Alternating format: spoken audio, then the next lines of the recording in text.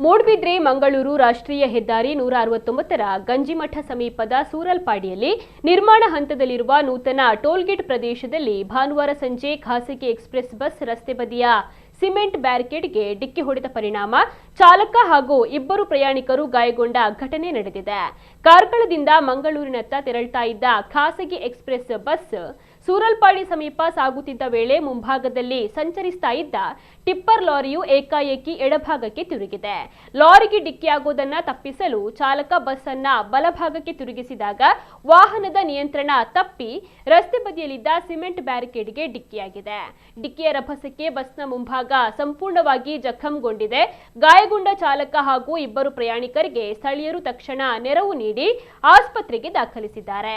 ಮಾಹಿತಿ ತಿಳಿದು ಸ್ಥಳಕ್ಕೆ ಆಗಮಿಸಿದ ಮೂಡಬಿದ್ರೆ ಠಾಣಾ ಪೊಲೀಸರು ಪರಿಶೀಲನೆಯನ್ನು ನಡೆಸಿ ಪ್ರಕರಣವನ್ನು ದಾಖಲಿಸಿಕೊಂಡು ತನಿಖೆಯನ್ನು ಆರಂಭಿಸಿದ್ದಾರೆ.